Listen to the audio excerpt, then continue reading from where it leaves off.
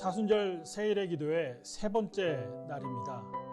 오늘 함께 은혜 받으실 말씀은 마태복음 21장 23절부터 27절까지의 말씀입니다. 예수께서 성전에 들어가 가르치실새 대제사장들과 백성의 장로들이 나와 이르되 네가 무슨 권위로 이런 일을 하느냐? 또 누가 이 권위를 주었느냐? 예수께서 대답하시되 나도 한 말을 너희에게 물으리니 너희가 대답하면 나도 무슨 권위로 이런 일을 하는지 이르리라. 요한의 세례가 어디로부터 왔느냐? 하늘로부터냐? 사람으로부터냐? 그들이 서로 의논하여 이르되 만일 하늘로부터라 하면 어찌하여 그를 믿지 아니하였느냐 할 것이요 만일 사람으로부터라 하면 모든 사람이 요한을 선지자로 여기니 백성이 무섭다 하여 예수께 대답하여 이르되 우리가 알지 못하노라 하니 예수께서 이르시되 나도 무슨 권위로 이런 일을 하는지 너희에게 이르지 아니하리라. 아멘. 어느 날 강의실에서 학생이 교수님께 좀 난해하고도 어려운 질문을 했습니다. 근데 교수가 답을 모르는데 모르는 것을 모른다고 할 만한 교수가 몇 명이나 있을까요? 또는 교회에서 한 성도님이 목사님에게 와서 성경에 대한 말씀과 또 이스라엘 역사에 대해서 질문을 했을 때 목사님이 그 답을 모른다면 모르는 것을 솔직히 모른다고 답할 사람이 과연 몇 사람이나 있을까요? 또는 어른들, 부모들이 자녀들이 와서 엉뚱하고도 난해한 질문을 간혹 할 때 그 답을 모를 때 솔직히 모른다고 답할 부모나 어른들이 과연 몇 분이나 계시는지 모르겠습니다. 모르는 것은 사실 부끄러운 것이 아니죠. 알아가려고 하지 않는 것이 오히려 더 부끄러운 것입니다. 그럼에도 불구하고 우리는 자신의 위치나 또 연령에 따라서 자기보다 낫거나 어린 사람들에게 뭔가 모르는 것을 들키는 것들을 부끄러워합니다. 왜일까요? 권위가 깎이기 때문이라 생각하기 때문입니다. 국어사를 통해서 이 권위가 무엇인지 살펴보니까 첫 번째가 남을 지휘하거나 통솔하여 따르게 하는 힘이라 말하고 있습니다. 두 번째로는 일정한 분야에서 사회적으로 인정을 받고 영향력을 끼치는 일이라고 되어 있습니다. 남에게 영향력을 끼치고 또 남들을 지도해서 자기를 따르려고 하는 그 일이 권위라는 것인데 이러한 권위는 물론 노력해서도 어느 정도 성취를 이룰 수 있겠습니다만 진정한 권위는 하나님으로부터 오는 것이라 믿습니다. 오늘 본문을 보니까 예수님께서 고난주간 둘째 날 성전에 올라서 가르치시기를 시작하셨을 때 대제사장들과 백성의 장로들이 예수께 나와 왔습니다. 대제사장들과 백성의 장로들, 이들이 누굽니까? 앞으로 볼 기회가 있겠지만 마태복음 20장 3절에 따르면 결국 이들이 예수를 잡아 죽이기로 모의하고 음모를 끄이고 잡아 죽이는 그 사람들이 아니겠느냐라는 거예요. 지금은 이 사람들이 어떤 자기들의 권위가 있다 생각해서 예수를 판단하고 예수를 모함하고 올가매려고 애를 쓰고 있지만 결국 대화가 길게 이어지다 보면 판단하시는 분 누굽니까? 사실은 예수님이 판단하시는 거고 최후의 심판 때는 예수님께서 이들을 최종 심판하시고 천국과 지옥을 나누게 될 것이다 라는 거예요. 근데 이들이 와서 예수님께 권위에 대해서 질문을 합니다. 그 권위가 어디서부터 왔는지, 누가 그 권위를 줬는지, 그리고 무슨 권위로 이런 가르침을 가르치고 있는지 대답하라라는 것이죠. 근데 왜 대제사장들과 이 백성의 장로들은 예수님께 와서 이 권위에 대해 질문을 하고 있는 것일까요? 사실 이들은 예수님을 개인적으로 싫어하고 괘씸해서라기보다는 또는 하루 전인 고난주간 첫날 예수님이 성전에 들어가서 매매하는 자들과 돈 바꾸는 자들의 상들을 엎으시고 그들을 내쫓은 사건 때문에 권위에 대한 질문을 하는 것이 아닙니다. 사실 이 일을 기록한 마태복음의 저자 마태의 관심사는 서기 70년에 로마의 티투스 장군이 예루살렘과 예루살렘 성전을 파괴한 그 이후에 누가 과연 신뢰할 만한 권위를 가지고 이 하나님의 백성들을 다시 세우도록 가르치실 건가 하는 그 문제를 가지고 지금 이 일을 다시 기록하고 있는 것이죠. 다시 말하면 누가 진정 하나님의 백성들을 갖출 만한 권위자인가를 지금 마태는 따져 묻고 있는 것입니다. 근데 사실 이 질문에 대한 대답은 이미 나와 있지요. 마태복음 7장 29절에 따르면 이런 말씀이 있습니다. 이는 그 가르치는 것이 권위 있는 자와 같고 그들의 서기관과 같지 아니함일러라. 누구의 가르치는 것이 이와 같다는 겁니까? 대제사장들과 백성의 장로들 서기관들의 가르침입니까? 아니죠. 예수님의 가르치는 것이 그 당시 다른 사람들과 달랐다, 권위가 있었다라고 얘기하고 있는 것입니다. 또한 마태복음 8장 9절은 증언하기를 집에 병들어 있는 하인을 위해서 백부장이 애쓰는 이야기를 들려주면서 예수님의 권위에 대해서 얘기하죠. 백부장은 집이 멀죠. 예수님께서 그 집에 가서 하인을 고쳐준다 했을 때 백부장은 아닙니다 얘기합니다. 저도 남의 수하에 있는 자고 자기 밑에도 여러 수하들이 있는데 그들에게 가라면 가고 오라면 오니 예수님께서도 말씀만으로 고쳐주십시오. 그거면 족합니다 합니다. 그러자 예수님께서 말씀만으로 이 백부장의 하인을 고치심으로 그 권위를 나타내 보이셨습니다. 또 마태복음 9장 8절에는 침상에 누워 이끌려온 중풍병자의 병을 고치시면서 내주의 사함을 받았다 선언하시면서 예수님께서 죄 사함을 할 수 있는 그런 권위, 권세가 있음을 또한 보여주고 있습니다. 또 마태복음 10장 1절에 따르면 예수님께서 12 제자들에게 귀신을 내어 쫓고 모든 병과 약한 것을 고치시는 능력, 권력, 권위를 또한 주실 수 있는 분임을 나타내 보여주고 있습니다. 예수님께서는 그러한 분이다라는 것이죠. 그리고 가장 중요한 것은 우리가 앞으로 살펴볼 기회가 있겠지만 마태복음 28장 18절에서 20절에 따르면 우리가 너무나 잘 아는 말씀이 있지 않습니까? 예수께서 나와 말씀하여 이르시되 하늘과 땅의 모든 권세를 내게 주셨으니 그러므로 너희는 가서 모든 민족을 제자로 삼아 아버지와 아들과 성령의 이름으로 세례를 베풀고 내가 너희에게 명령한 모든 것을 가르쳐 지키게 하라. 볼지어다 내가 세상 끝날까지 너희와 항상 함께 있으리라 말씀하시면서 하나님께서 이 예수님께 하늘과 땅의 모든 권세와 권위를 주셨음을 증명하고 있습니다. 그러나 이것을 누가 모릅니까? 누구만 모르는 거예요. 대제사장들과 백성의 장로들, 서기관들, 바리새인들만 이 사실을 모르고 있는 것이죠. 예수님이 진정으로 권위 있는 분입니다. 하늘과 땅의 모든 권세를 받은 분이죠. 그러기에 예수님께서는 모든 권위 있는 능력을 행하실 수 있는 거고 그의 말씀에 따라서 사람이 죽고 사는 바가 결정이 되는데 이들만 모르기에 예수님께 찾아와서 그 권위에 대해서 질문하고 있는 것입니다. 오늘 본문 24절을 보면 이 대제사장들과 백성의 장로들의 질문에 대해서 예수님이 세례 요한의 이야기로 답변을 하시는 것을 볼 수가 있습니다.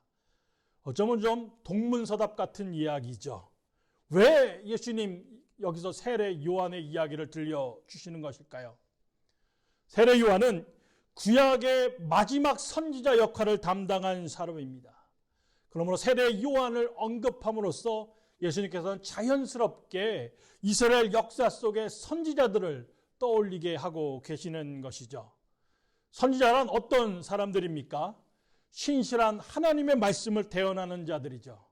이들의 권위는 그들이 대언하는 하나님의 말씀이 진리라는 것부터 찾아옵니다. 그래서 선지자에게 요구되는 것은 하나님의 말씀 앞에 진실하고 그 말씀 앞에 순종하는 것이죠. 그러나 존경받아 마땅한 이 선지자들은 이스라엘 백성들로부터 핍박받고 고난당하고 죽임을 당했습니다. 이것이 이스라엘의 역사죠. 선지자들은 그 권위를 인정받지 못할 때가 너무나도 많았다라는 것입니다. 그 대표적인 예가 예레미야 선지자 아니겠습니까? 예레미야 선지자는 이스라엘 백성들이 하나님의 말씀을 거절했기에 그 심판으로, 그 벌로 멸망할 것이고 바벨론에게서 포로로 끌려가게 될 것임을 예언하면서 그러기에 하나님의 뜻에 순종하는 마음으로 바벨론에게 항복하는 것이 마땅하다고 예언했습니다. 그러나 이방인들에게 항복하라는 이 예레미야 선지자의 말은 그 당시 지도자들한테는 귀에 들어온 얘기가 아니었죠. 오히려 예레미야를 매국노라 치부하며 그들을 옥에 가뒀고 돌로 쳐 죽이기까지 했습니다. 선지자가 인정받지 못했고 선지자의 권위가 인정받지 못했고 또 그 선지자를 보낸 하나님의 말씀의 권위가 인정받지 못한 것이죠. 이 권위에 대한 분별을 하지 못하는 이스라엘에 대해서는 또한 열왕기상 22장에 좋은 예가 있습니다. 열왕기사 22장에 따르면 유다왕 여호사밧과 북이스라엘 왕 아왕이 함께 힘을 합하여 길르앗 라모로서 올라가서 아람 왕과 전쟁을 치르기 위한 준비를 하는 이야기가 나와 있습니다. 그때 유다왕 여호사밧이 아합 왕에게 묻죠. 우리가 이 전쟁에 나가기 전에 물어볼 하나님의 선지자가 있습니까? 묻습니다. 그러자 아합 왕이 우리에게 400명의 선지자가 있음을 얘기하고 그들을 불러서 예언의 말씀을 들으니까 이 400명의 선지자가 한결같이 이번 전쟁에서 승리할 것을 예언하는 겁니다. 그때 유다왕 여호사밧이 이외에도 또 다른 선지자가 있는지 묻죠. 그러자 미가야 선지자를 데려옵니다. 근데 미가야 선지자의 예언은 400명의 앞선 예언자들과는 다른 예언을 하고 있는 것입니다. 이 전쟁에서 반드시 패할 것이고 이 전쟁에서 아합 왕이 죽게 될 것입니다 라고 말을 하죠. 그러니까 그때 400명의 선지자 중에 하나인 시드기야 선지자가 나와서 여호와의 영이 나를 떠나 어디로 가서 내게 말씀하시더냐 말을 하며 미가의 선지자의 뺨을 때리고 옥에 가두어 버렸다라는 거예요. 그러면서 성경은 이 당시에 이스라엘 땅에 참 선지자와 거짓 선지자가 있었다라고 말을 하고 있습니다. 누가 참 선지자였습니까? 미가야가 참 선지자였죠. 400명의 선지자들이 거짓된 예언을 했던 것입니다. 이렇듯 참 선지자가 이스라엘 역사 가운데 그 권위를 인정받지 못할 때가 얼마나 많았는지 모릅니다. 그러나 모든 상황 속에서 모든 지도자들이 이 선지자를 권위를 인정하지 않았느냐? 그렇던 것만은 아닙니다. 사무엘 11장을 보면 우리가 잘 아는 다윗과 밧세바의 간음 사건이 나오고 12장에 나단 선지자가 찾아와서 다윗 왕의 이 범죄함을 책망하는 장면이 나와 있습니다. 그때 이 다윗 왕의 반응이 12장 1절에 기록되어 있는데 나단 선지자의 책망을 받고 이렇게 얘기하죠. 내가 여호와께 죄를 범죄하였노라. 그리고 회개하기 시작했습니다. 이것이 선지자를 대하는 사람들이 보여줘야 할 태도인 거죠. 그분을 보낸 하나님의 말씀 앞에 순복하고 그 권위 앞에 무릎을 꿇는 것입니다. 여기에 예수님께서 세례 요한을 언급하신 그 의도가 있는 것입니다.